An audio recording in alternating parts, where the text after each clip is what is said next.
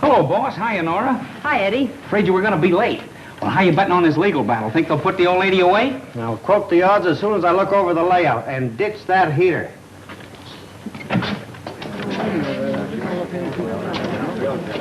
Hi, Mr. Denham. Oh, good morning, Mr. White. Hey, boss, how about me grabbing a couple of shots before things get started? Sure, go ahead. Who is he? That's that famous columnist. I invited him here. I still think you shouldn't attend this hearing. Suppose they make a mistake and try you. You know, there are two schools of thought about the sanity of columnists. Quiet. All right, Miss Denham, would you mind giving me a great big Not at all. smile? Thank you. Now remember, just leave everything to me. And don't let personal feelings enter into your testimony. We all know that Aunt Cass is simply no longer capable of managing her money. We'll manage it much better for her. And besides, Aunt Cassie will be properly cared for in an institution. Don't you worry about a thing, Aunt Cassie. Why should I worry? I'm the only sane person in a family of nitwits. She don't look crazy to me. Reminds me of my old lady. All kindness. I guarantee you she wouldn't hurt a fly. But you ought to see those wolves. You can see dollar signs all over their faces. They're just hoping to put the old lady in the funny house so they can spend all that dough she's got. Yeah. You got it, brother. You got it.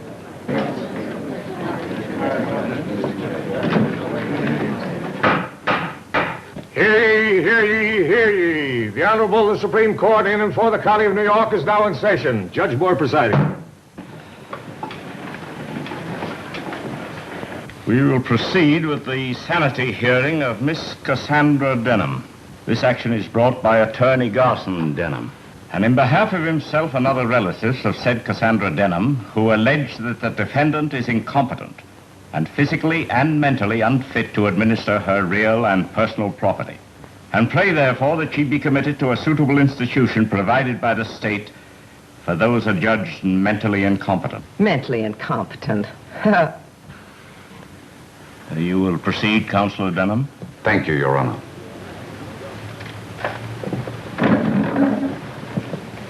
With your permission, I'll call the defendant in this action, Miss Cassandra Denham. Yeah.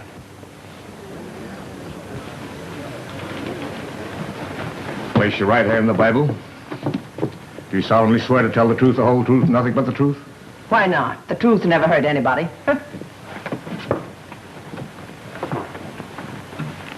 Where is your attorney? Why should I spend money on an attorney when my only opposition is my nitwit nephew? Touche. Hey, what does that mean? It means score 1 for the old lady. The court will be glad to appoint an attorney to represent you without charge, if you desire one. No, thank you. I can take care of myself. I must warn the spectators that this is no occasion for outbursts of hilarity. Go ahead, Counselor. Thank you, Your Honor. What is your name? What is my... Your Honor, do I have to sit here and have my very own nephew ask me what my name is? Yes. Miss Cassandra Hildegard Denham. And what you need is a good spanking like I used to give you when you were a snip of a boy. The old lady's crazy like a fox. you will confine your answers to the questions. And the court will tolerate no further demonstrations. Go ahead, Counselor. Thank you. How much wealth do you possess, Miss Denham? Do I have to answer that question? Yes, yes. $3 million, and I'm going to hang on to it.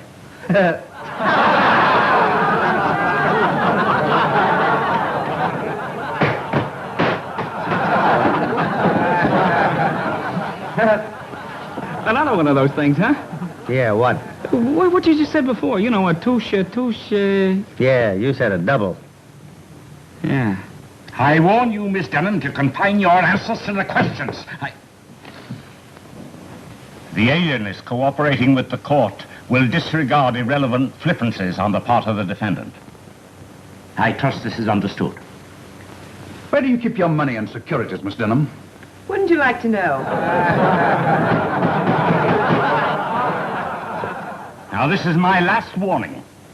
One more outburst on the part of the spectators and the courtroom will be cleared. Now, you will answer the question. I refuse to answer on the ground that my money is my own until you decide it isn't. And in the meantime, it's none of his business.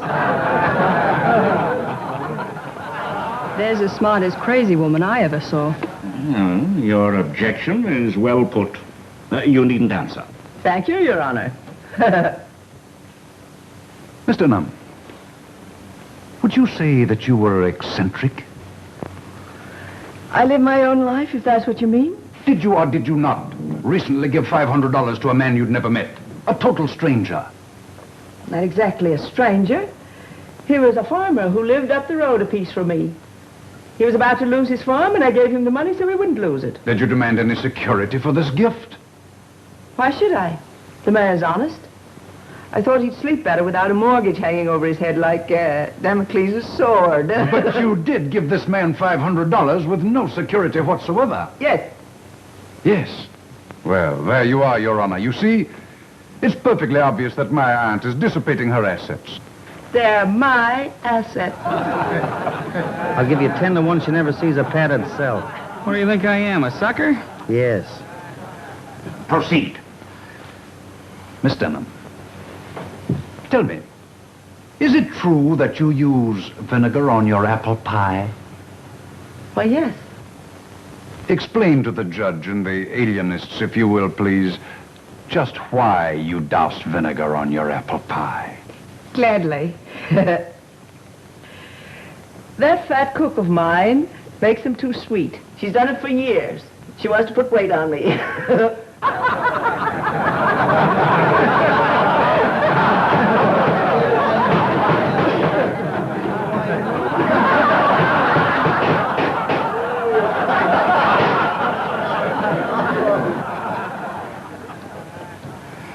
I give up, Your Honor. You should have done that long ago. This action is dismissed for lack of evidence. Hearing adjourned. Your Honor, Yes? I want to thank you. And if you ever come my way up in the mountains, drop in and have some apple pie. Without vinegar. Thanks. Yeah, maybe I'll do that. But I like vinegar on apple pie.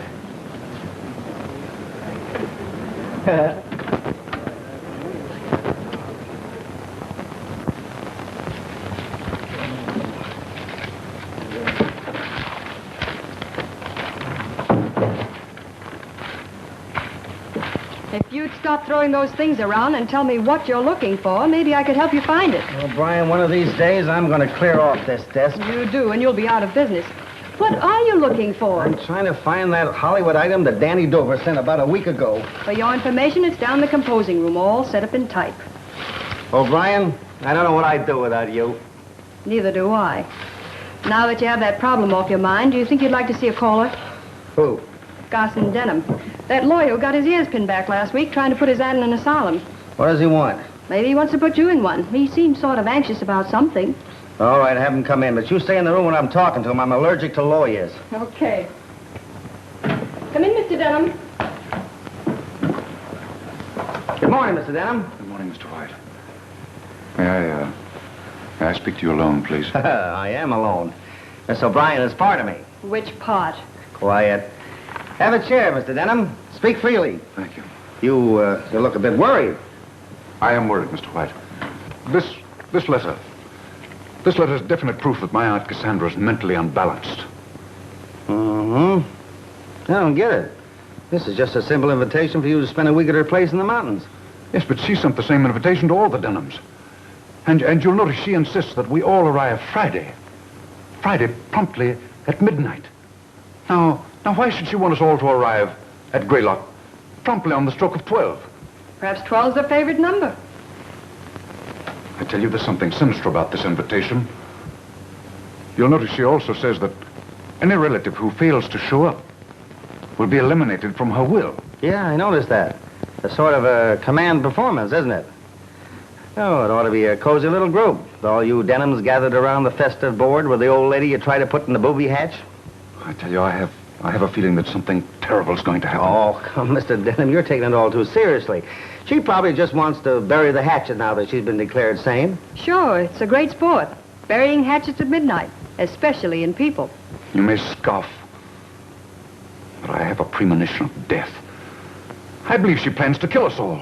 After which she'll probably confess and say, Sheriff, I did it with my little hatchet. Oh, stop it, O'Brien. Hey, it does seem funny. Oh, poppycock. I watch your aunt on the witness stand, and she's no killer. She's intelligent and harmless. And what a sense of humor. It may strike her as humorous to murder us all in our beds. Mr. White, I'm going to leave this letter with you, just in case anything does happen to me. This fantastic idea of having us arrive at midnight is the handiwork of a madwoman. You'll see that. Okay, Mr. Denham, I'll be watching for murder news from Greylock. And if anything does happen, you'll see that she's brought to justice. Oh, sure. Thank you, Mr. White. Goodbye. Goodbye. Goodbye, Mr. Denham. See you in a shroud.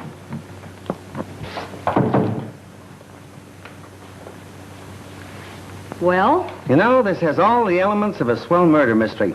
Greedy relatives try to toss wealthy aunt into the booby hatch so they get hold of her money.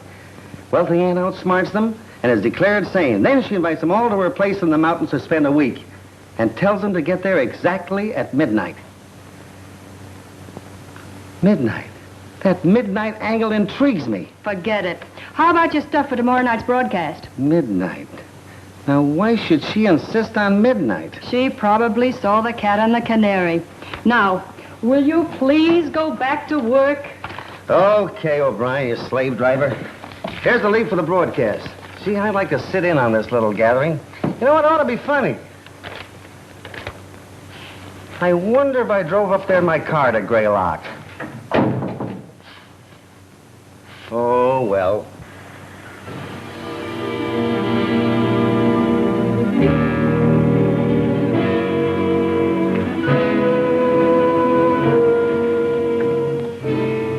Well, here we are.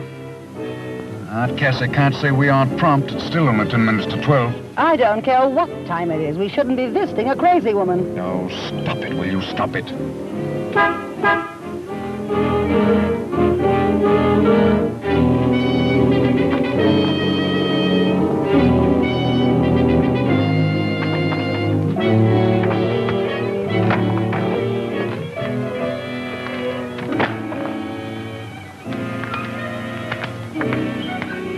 Oh, good evening, Eric. Evening. Any of the others arrived yet? Not yet. Well, I guess we might as well go along in then. Guess you had.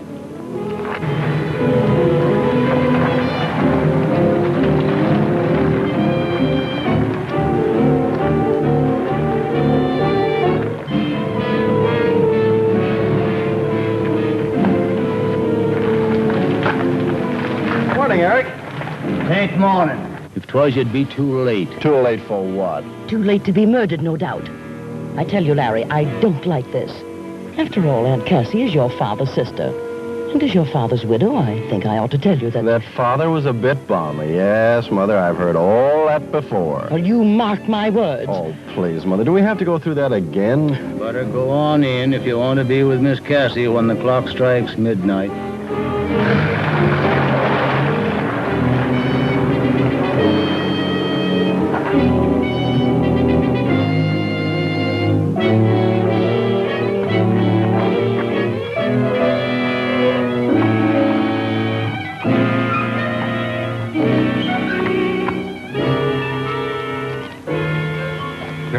here, aren't they?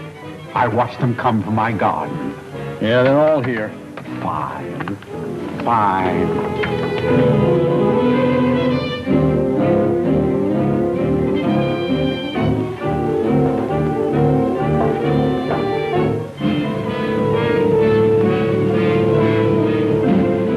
For goodness sakes, Garson, stop that pacing. You're making me nervous.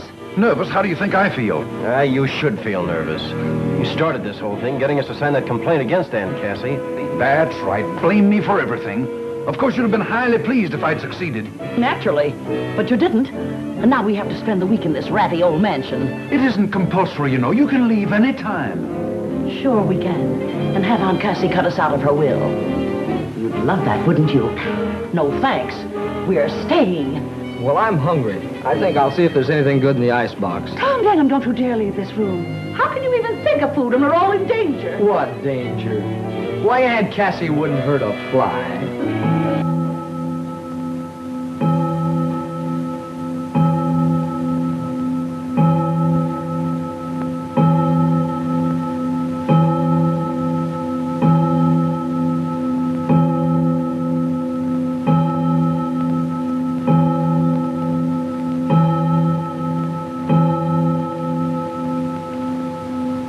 Welcome to Greylock, my precious relatives. Aunt Cassie and Cousin Mary. Aunt Cassie, I know that I speak for all of us when I say that we're delighted to be here. We certainly are. And I always look forward to visiting your charming old mansion. Greylock is such a lovely, restful place. Oh, Aunt Cassie, you look younger every day. Poppycock, stop fawning over me. A week ago, you were trying to put me in a padded cell. But Aunt Cassie, you know we only did it for your own protection. And to get her money. Keep quiet, child. I'll handle this. I've been protecting myself for 40 years, since I was 25. I've done a pretty good job of it. So let's forget about protection and, sit down, everybody.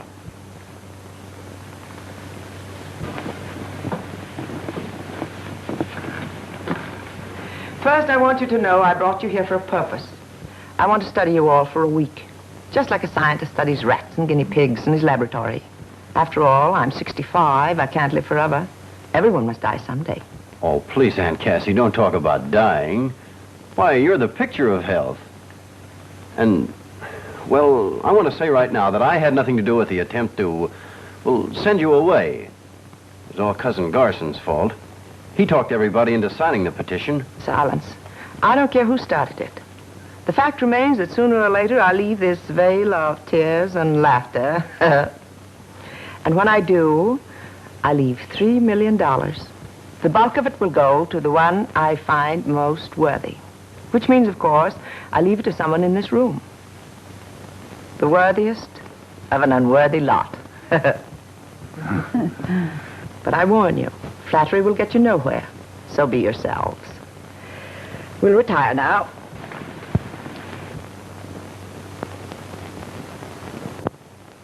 Breakfast will be served at 8. I'll expect you, all of you, to be at the table promptly. I hope you sleep well. Don't let the knowledge that you're sleeping under the same roof with $3 million disturb your slumbers. Come, child. Aunt Cassie, you mean that you keep all that money here in this house? Why not? With everyone trying to take it away from me? I like to keep it around to check up on it once in a while. But don't try to look for it. You wouldn't find it in a million years. Did you ring, Miss Cassie? Yes. Have you placed the luggage in the right rooms? Everything is just as you ordered it. Good. Now we'll all have a splendid night's sleep. Come along. I'll distribute you.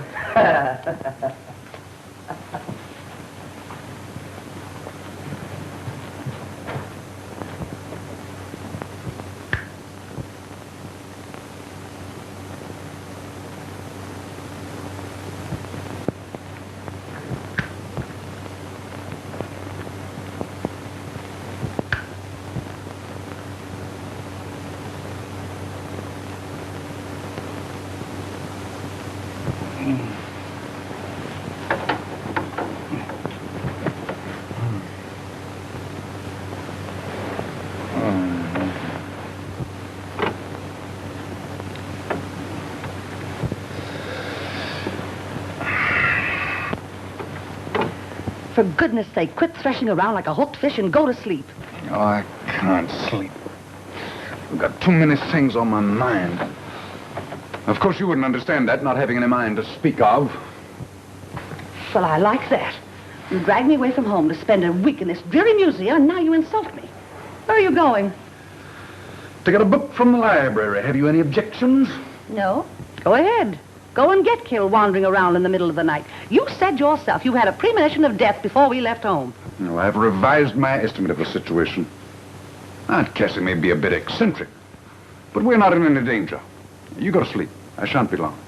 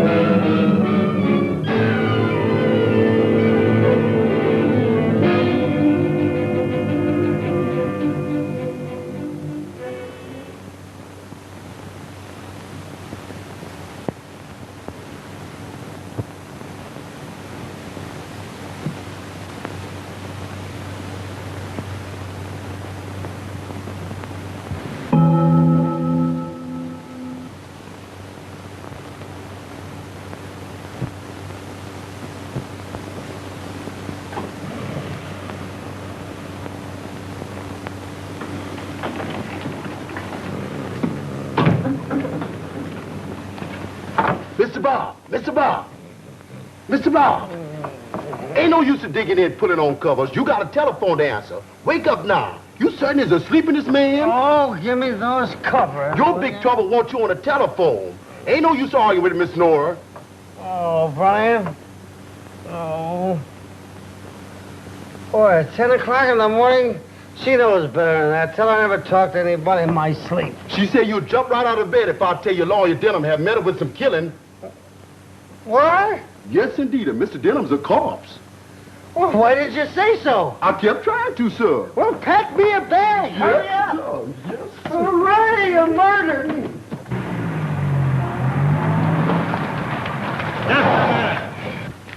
You can't come in here. I think you're wrong, officer. My press card. My membership card in your lodge. Sheriff's Association. Here, you might as well look these over, too. Honorary memberships in police organizations from Miami to Los Angeles. Goofy, isn't it? But then some people collect matches. Are you really Bob White, the fellow that writes a column? In the flesh, officer. Meet my secretary, Miss Nora O'Brien, and the alert young gentleman on the other side is Eddie Stutz, one of the best newspaper photographers in New York. I'm sure he'll want to take your picture before we leave, won't we, Eddie? Oh, sure. Where'll I find the sheriff? Oh, Sheriff Boggs is holding an inquiry in the house right this minute. Thanks, officer. Be vigilant.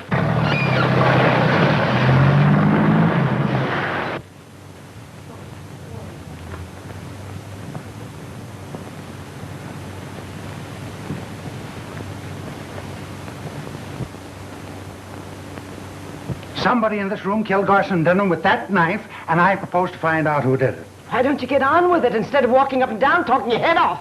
Murder cases take time. I've got to do a lot of deducting. Deducting? You sound like a millionaire making out his income tax. All right, everybody, hold it, please. Thank you. Who are you? I'm Bob White, New York Evening Register, with cameraman and secretary. Now, tell me who you are. Let me think. You're Sheriff Boggs, and you're conducting an inquiry into the death of Garson Denham. Hi, Sheriff. How is the inquiry progressing? Well, confidential, Mr. White. It ain't going so hot. Oh. They won't talk. Nobody knows nothing. Open and shut case, huh? Mostly shut. Shudder in the dickens, but I'll solve it. You may not know it, Mr. White, but I'm a regular reader of your column. Well, thanks, Sheriff. Make a note of that. I got another reader. Maybe when I do solve this dastardly crime, you can write one of them editorials about me, like you wrote about J. Edgar Hoover or Dr. Defoe. Well, I'd be glad to, Sheriff, but how about the crime? Got any clues? Only this knife. I found it sticking in the corpus delicti. Take a look at it. No, Sheriff. You take care of that. I'm allergic to knives. Dates way back to the time you learned to use a fork. Quiet. Well, Miss Denham, I see your family reunion got off to a nice little murder. Something's always interfering with my plans. If you mention me in your column, be sure and spell my name right. Oh, you read my column? Yes. Oh, thank you. I was scared to death they'd ask me that on the witness stand. If I'd admitted it, they'd have thought sure I was crazy. You know, Miss Denham, you and I are just going to get along fine. Just fine. I tell you, I got orders not to let anybody in here. Don't tell me I can't come calling Cassie Denham when she's in trouble. Get out of my way. Why, what are they doing to you, Cassandra? Are they accusing you of killing Garson Denham? If they are, I can tell them they're wrong. Any man who went snooping around like he did last night was bound to get his comeuppance. How do you know he was snooping? I saw him through the library window. What time was that? About 1 o'clock in the morning. Trowbridge Montrose, what were you doing looking through my library window at 1 o'clock in the morning? Probably looking for a book. Speak up, Mr. Montrose. How'd you happen to be snooping at that hour? I was walking in my garden. All of a sudden, I saw a light come on in Cassie's library. I peeked through the window and saw Garson Denham snooping, looking behind pictures and pulling books from shelves. What else did you see? Well, that was all. When he quit snooping and sat down to read, I went home. Do you generally walk in your garden at 1 o'clock in the morning? Always, when the flowers are in bloom. The scent of flowers at night is much sweeter than it is in the daytime. I love the scent of flowers at night. Your name wouldn't be Ferdinand, would it? No. I was christened Trowbridge Cadwallader Montrose. However, my grandfather's name was Ferdinand. That explains it. Probably hereditary. What is hereditary? Look, Mr. Montrose, suppose we forget the whole thing? Mr. White, what is your theory of this crime? Well, Sheriff, I haven't had time to theorize, but I have a suggestion. What is I have a friend in New York with the name of Philo Christopher. Now, he writes murder mysteries. If I sent for him, probably he could help. Oh, no, you don't. I've read all his books, and I don't like the way he solves his crimes. He always brings in an outside character in the last 3 pages and pins the murder on him, just to fool his readers. Nobody's going to pin this murder on an outside character. Somebody in this room killed Garson Denham, and I'm going to apprehend the guilty party. An admirable determination, Sheriff, and well put. In the meantime, we'll go to the village and arrange accommodations. You'll do nothing of the kind. We have plenty of empty rooms here, and you're welcome to stay. In fact, Mr. White, you can sleep in the bed George Washington once slept in. What, another? Father of our country certainly got around, didn't he? I accept your hospitality, Miss Cassandra, and you're very kind. In the meantime, Sheriff, what happens now? I don't rightly know. You fool, you blundering idiot. How can you be so dumb? You know this madwoman committed murder. Why don't you arrest her? Now, take it easy, Mrs. Denham. I've got no proof that she killed your husband. Proof? Proof? What more proof do you want? She invited us here for a visit and insisted we arrive at midnight. Then she informed us she's going to study us for a week, like rats or guinea pigs. She had every reason to kill Gosson, because he wanted to put her where she belonged, in an asylum. I demand that you arrest her. Now, hold on. Aunt Cassie's been doing queer things around these parts as long as I can remember. But she ain't crazy. The court just decided that. And I'm arresting nobody till I've got proof. You fool! You're protecting a murderess. Tom, take me home. I'll not stay in this house another minute. Oh, yes, you will. Nobody's leaving Greylock till I apprehend the killer. Tom, take me to my room. You all heard what I said. Nobody's leaving the grounds until this crime's cleared up. I'll have men guard the place day and night. That's all for now. Well, what about me? I live next door. You can go home. My men will keep an eye on you. Maybe after you get unpacked, you'd kind of like to talk this case over before the coroner gets here. Thanks, Sheriff. I'll be glad to. Seton, see that the press is made comfortable. Yes, ma'am. Come, Mary. I don't like this, Sherlock. I'm scared stiff. Chin up, Watson.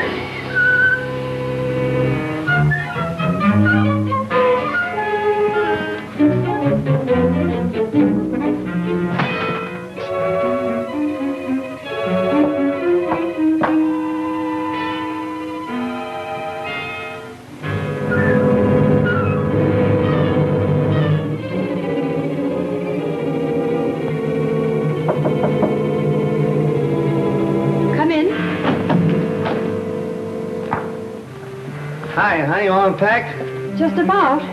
Charming old place, don't you think? Yes. Wonderful view from that window.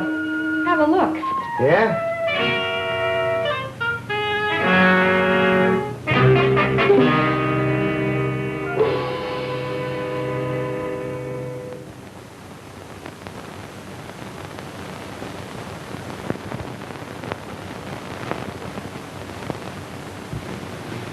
I told you the view was wonderful. Yeah, but the murderer used a knife. Well, maybe the next victim will be poisoned. Listen, honey, don't let this thing get you. There won't be any more murders. Come on, let's go down and kibitz with the sheriff.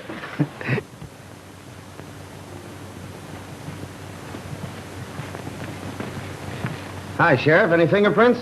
Nope, can't find any. Take a look. Oh, thanks. You see any? Come on, Sheriff. Give me a shot of you holding the knife. A little higher. Hold it. Thank you. Has the corpus delicti been removed yet? Nope, it's still in the library where the coroner left it. The undertaker's coming from the village. Do you mind if I take a look at it? No, come on. You better stay here. This is not for you. I'm a newspaper man. I can take it. Hey, wait a minute. That ain't Garson Denham.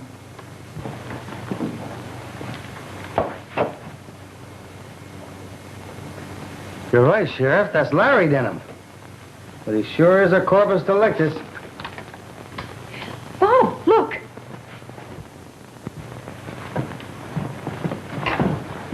Whoever knocked him off must have come in the window. You're a smart fella. No signs of anybody. I'm going to round up everybody and question them.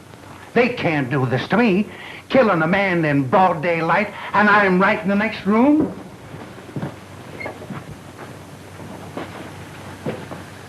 Well, here we go again, Miss Denham.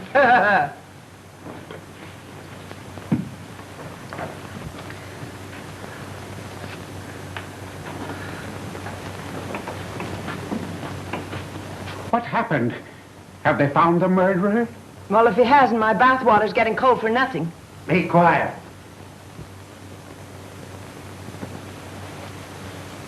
Where were you during the last half hour? I was transplanting a tree near the entrance gate. Deputy Judkins was with me. That's right, Sheriff. What about you? I was greasing the car in the garage. You look it.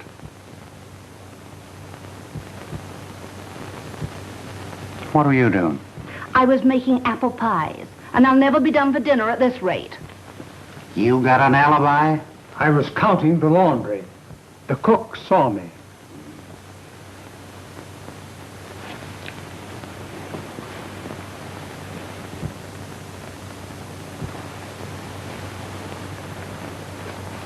What were you doing?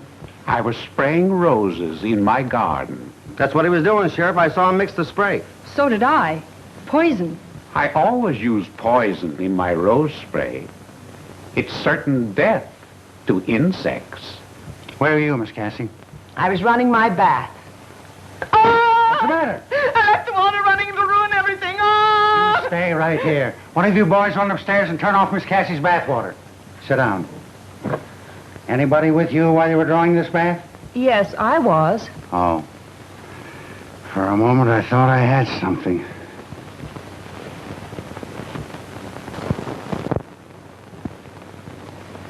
And I was walking in the garden by the summer house. You didn't walk by the library by any chance, did you?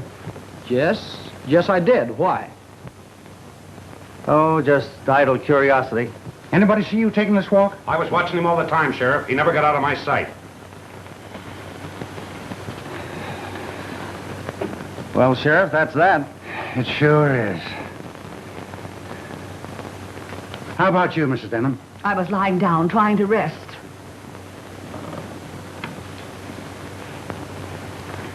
Where's Larry? Sheriff. Where's Larry? Well, see, Larry's not here. hey, you're right, ma'am, he ain't. He's dead. Dead? You mean Larry's been murdered? Yes, not only that, somebody stole the other corpus delicta. I told you to arrest her. I warned you this thing would happen. Woman is mad. She'll kill us all. Larry! My poor Larry! What do I do now? Well, did you call the coroner? No, I plumb forgot it. One of you boys call the coroner right away. That's all for now. What I said about nobody leaving the grounds still goes. Hello, Mary.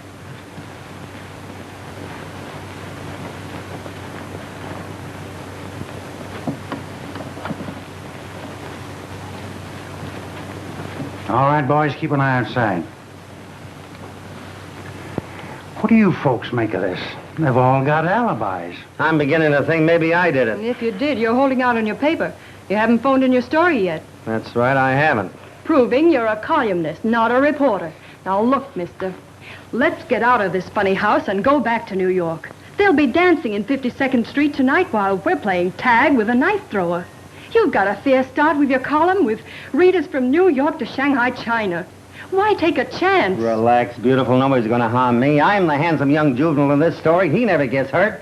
Now, you be a good girl. Get the editor on the phone and give him enough stuff for a flash bulletin. Tell him I'll send in a follow-up story in an hour. Okay. Say, Sheriff, do you suppose we can do a little snooping in the library there before the coroner gets here? Oh, I guess it'd be all right if we don't disturb nothing. Swell.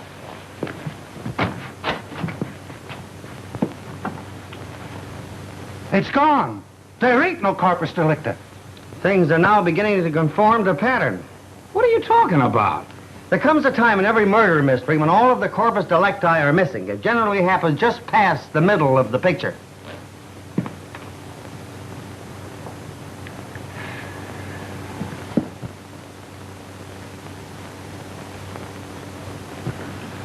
I know how you feel, pal. This thing's got me stumped, too. But we'll both keep trying. We'll think it out together, eh, pal?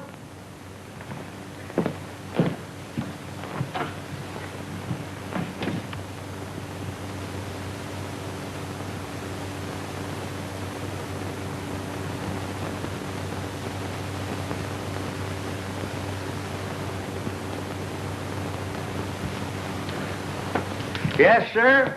The law always catches up to the guilty party.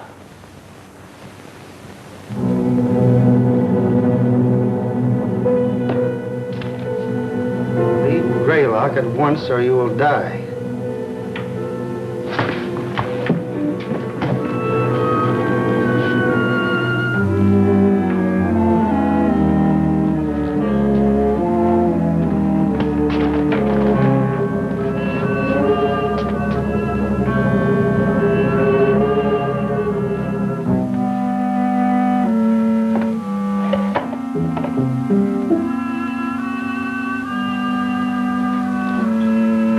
Better come out of there or I'll shoot.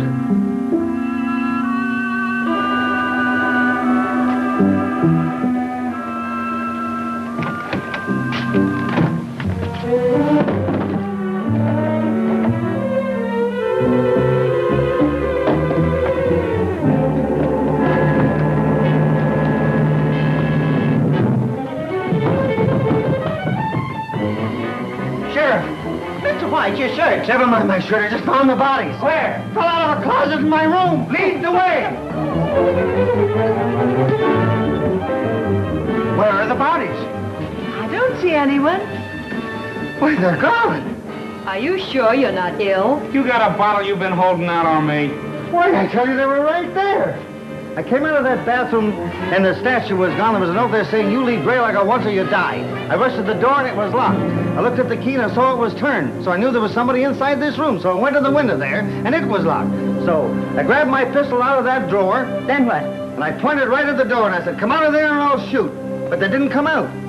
So I went over to the door like this. And I pulled it wide open. There they are again. Who's crazy now?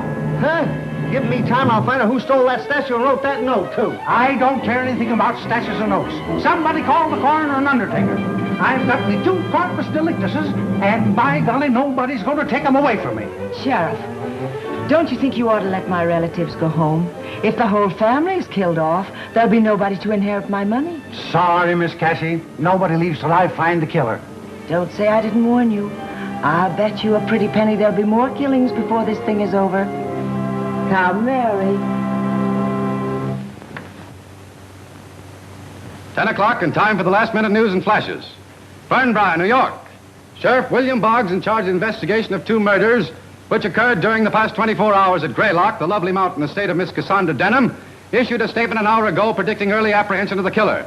Several important clues have been unearthed, the sheriff declared. Detroit, Michigan. Pickets picketed pickets today when... Oh, you've got some new clues, eh, Sheriff?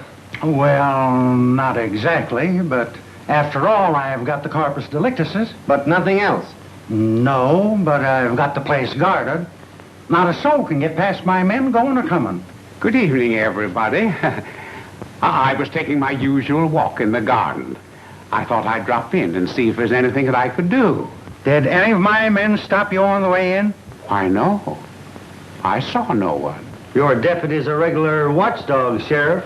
There'll be bloodhounds when I get through dressing them down. Well, I think I'll get a little shut-eye, as you say in your column. Good night, everybody. Good night. I accompany you to the stairs. All right. Ah, yeah.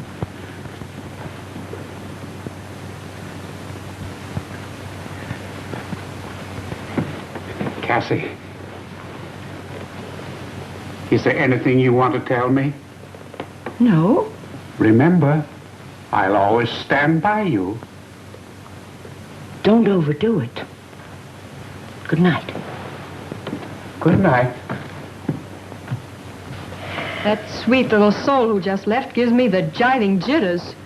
I wonder who she'll kill next. Here, you cut that out. You're as jumpy as a pogo stick. She's not a killer. How do you know she isn't? Because she's not strong enough to shuffle the bodies of 2 full-grown men around like a set of Indian clubs. I guess you're right. How about a breath of fresh air before we turn in? I need it. How about you, Ed? No, thanks. Night air irritates my throat, unless it's in nightclubs. I'll grab a couple of shots of the Chamber of Horrors while you're gone. That room fascinates me.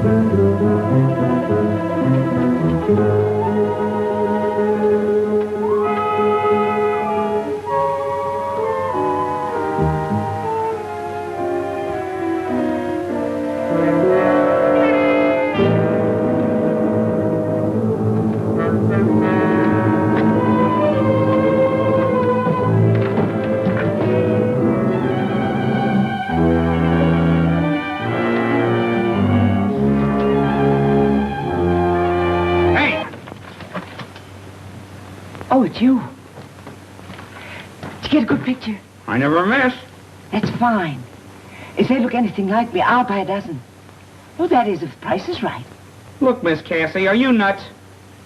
The law says I'm not. Then why are you wandering around in this subway? Looking for a new victim, I bet you. You think I'm a murderess? If you ain't, why are you here? Can you keep a secret? I'm a newspaper man. Answer my question. Sure, I can keep a secret. Follow me.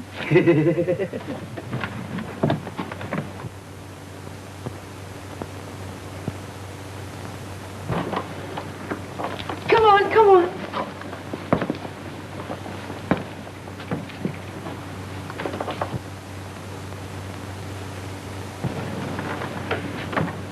I don't suppose you've seen many $10,000 banknotes in your day, have you? $10,000 banknotes? Look, Miss Cassie, I'm lucky to cast my peepers on a double sawbuck, meaning 20 potatoes, meaning dollars to you. Well, here are 200 of them. 2 million in currency and $1 million in securities. I want you to hold all of them for me for safekeeping. Me? Carry $3 million around with me? Lady, now I know you're crazy. No, I'm wise. Whoever is committing the murders is after my money. And it's someone who suspects I keep it in the library. Otherwise, why would Garson and Larry have been murdered in the library? Sounds reasonable. It is reasonable. But if you keep the money and the securities hidden safely in your camera case, no one will suspect. And I won't tell a soul. Because you might be murdered, too. But you find yourself another boy. It ain't worth the risk. Oh, yes, it is. Because when the murderer is apprehended, I'm going to give you one of these nice, crisp banknotes. You mean I get $10,000? Yes. Aunt Cassie, you made a deal. You got any idea who the killer might be? Oh, I hope it isn't the one I suspect. Who's that? My neighbor, Trowbridge Montrose. You mean the flower smeller? Yes. He's been in love with me for years. I get it. A short engagement, huh? No, we're not engaged. I can't make up my mind. Don't worry, you'll get around to it. What makes you think he's the killer? Because he was furious when my relatives tried to put me in the insane asylum. He cracked his knuckles. And every time he does that, I know he's furious. He wanted to give them a dose of his rose spray. You mean the poison that he kills the bugs with? Yes. Oh, I do hope the next murder is by poison. My mind will be relieved. Next murder? Oh, yes. There'll be other murders. Goodbye. Oh, boy, this thing's got me stymied. Let's sit down. Okay. It's a cinch it's not Aunt Cassie. She couldn't lug bodies around. Neither could Martha Denham, nor Garson Denham's widow, or that niece that lives with the old lady. Then it must be a man. How about Tom? Oh, Tom. He doesn't strike me as a boy who'd kill his father and cousin. Somebody's coming. Hmm? Good evening. Oh, hello. Good evening. Not very sociable, are they? Well, what did you expect them to do? Sit in your lap? Oh, stop snapping at me, O'Brien. Sorry. You were eliminating suspects. Well, the butler's out. He's an old family retainer. So's Katie the cook. Fat people seldom commit murder. But cooks do use knives. Oh, not knives, antique knives 200 years old. Well, there's still the chauffeur and the gardener and Mr. Trowbridge Montrose. Oh, Montrose. Monty wouldn't hurt a fly. I don't know about that. When he talked about spraying bugs, he had an unholy look in his eyes. Now, let's take the gardener. You take him. All he wants is to be left alone. Well, there's still the chauffeur. He's out, too. He was asleep over the garage when Garson Denham was killed and under a car when Larry got it. Well, then who is the murderer? I don't know. Maybe it's the little man that turns out the lights in electric ice boxes. Very funny. All on account of Aunt Cassie's money. If only she'd distribute it where it would do some good, there wouldn't have been any murders. Why, Tommy, you sound like you begrudge Aunt Cassie her money. I do.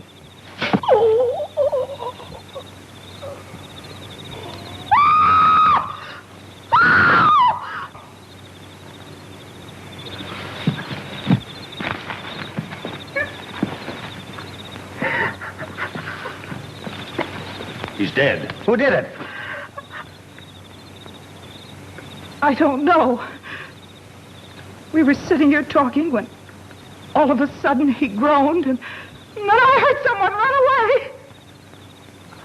Come on, boys, let's have a look around. We'd better go in the house.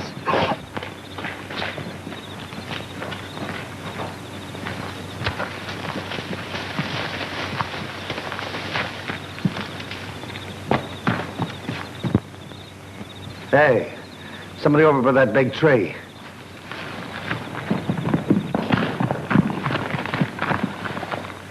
Nobody here. He didn't climb up. Yeah, but we saw him go behind the tree. Maybe he kept right on going with the tree between him and us. Maybe you're right. Well, I guess that's that. I'll see you later. Come on, let's go.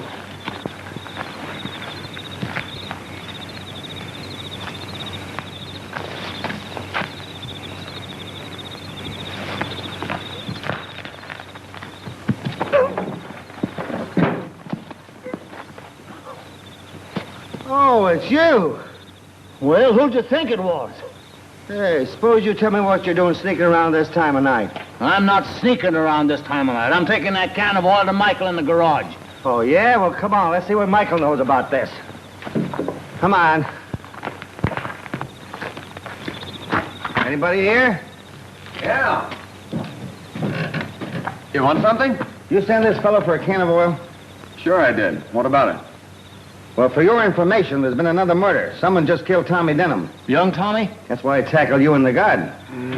Wouldn't you know it?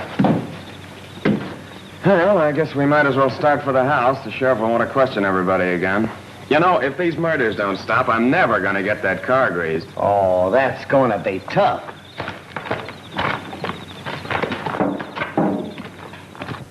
It's the same thing all over again. Everybody was everywhere else except where the murder was committed. Somebody's lying. Somebody in this room murdered 3 men. How long are you going to go on being a fool? You know she's the guilty one. I almost wish you were right. I'd confess and get it over with. It's all because of my money. If I thought I could expose the murderer, I'd destroy Greylock and all my wealth this minute. Cassie, what are you saying? I mean it. Sheriff, I wonder if I could have a word with Miss Cassie alone. Sure, go on. Thanks, Sheriff. Miss Cassie, would you mind stepping into the library for just a moment? Not at all.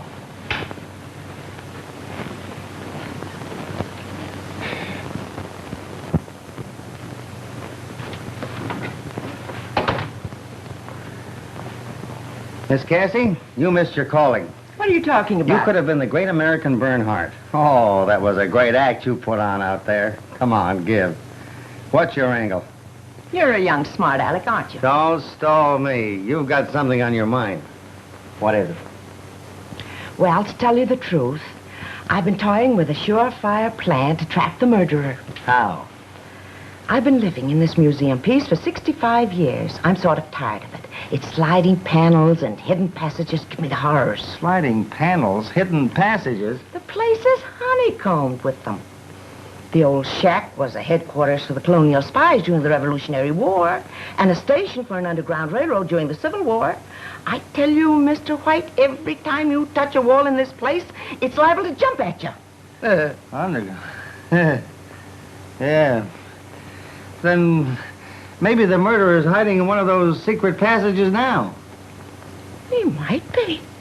But if he isn't, my plan is still good. I'm going to set fire to Greylock. You're going to do what? I'm going to burn the old shack down. You see, whoever the killer is, he or she is after my money. Until today, I had $3 million in cash and securities hidden in this house. Today, I removed it. Your photographer has it hidden in his camera case. You mean to say Eddie's got $3 million carrying around with him in a camera case? Yes. But if your money is safe, Miss Cassie, why burn the place down? Because the murderer will give himself away if he thinks the money is going up in smoke. The house means nothing to me. For 65 years, it's had me hanging on the ropes. I learned that bit of slang reading your column. But listen, that's arson. Arson? No, it isn't. I've no insurance. I'm not cheating anybody. I'm just lighting a bonfire to take a great load off my shoulders. Oh, but it seems such a shame to destroy such a lovely old place. Oh, pish and tosh. If I don't burn it down, we'll all find ourselves in the cemetery. Besides, the upkeep of the old shack is terrific. What do you say? Will you help me? Well, okay, what's the setup? You get everybody outside on some pretext. Leave the rest to me. Keep your eyes open. And the first one who makes a break for the house is the murderer. So long, Mr. White. Hey, what do you mean, so long? Keep your eyes open. I certainly would. So long, Mr. White.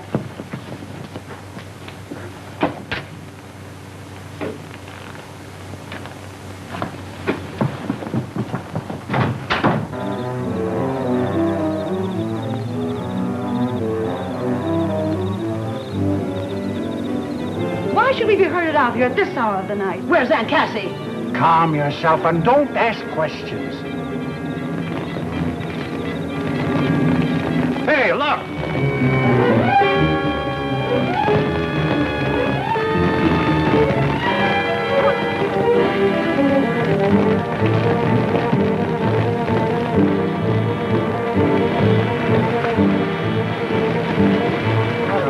What's happened? What does this mean? Don't get excited. I set it on fire. Told her she was crazy. What are you doing, Cassie? Don't you worry about it.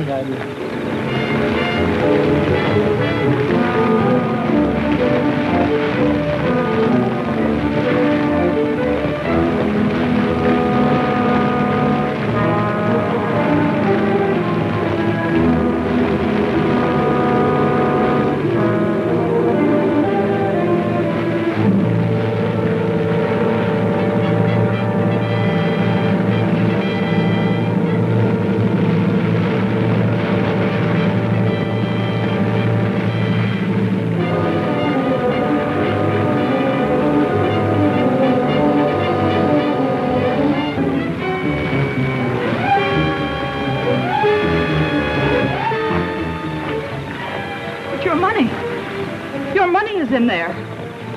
Yes, I know it. It'll be destroyed. I'm glad of it. Money is a curse that breeds evil.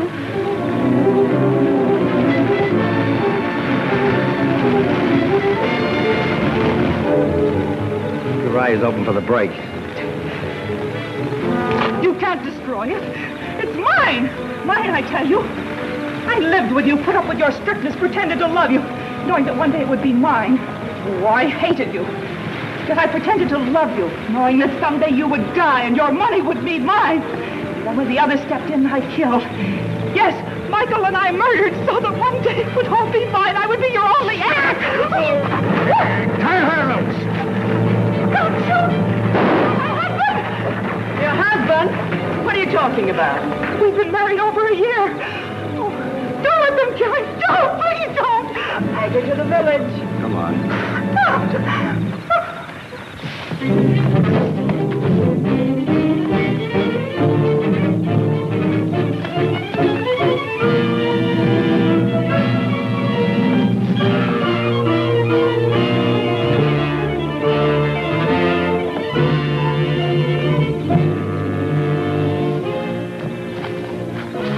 Where is he? I swear he dashed behind this tree. I saw him too. So did I. Come on. How come you're not playing Daniel Boone with the sheriff and his boys? It's not quite time for the Marines to move in. Are the Marines coming? They're practically here. Folks, follow me. I'm about to catch a killer. Come on, folks. Help me get this car off the grease pit.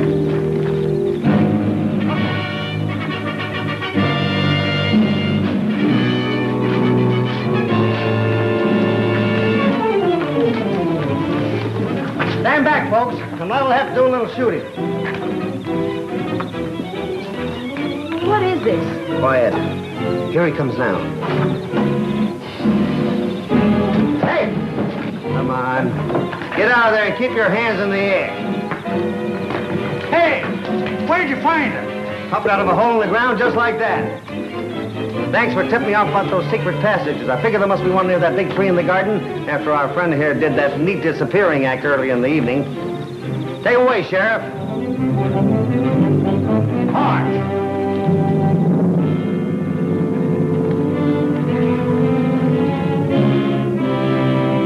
Trowbridge, will you marry me? Cassie, do you mean it? Of course I do. I've got to live somewhere now that Greylock's no more. Maybe we can wake up Judge Hoskins and get hitched tonight. Darling. Love is in the air.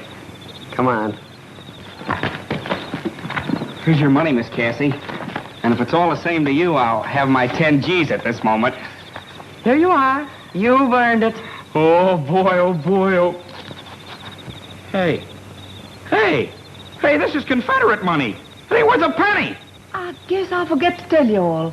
I'm one of the Denhams of Virginia, from the deep south. Trowbridge, darling, you have enough real money for both of us, haven't you? Ample, my pet. You better have. You've been taking care of the old shack and all my relatives for 20 years. Well, what do we do now? I don't know what you're going to do, brother, but I'm going to do this. Okay. Hold it.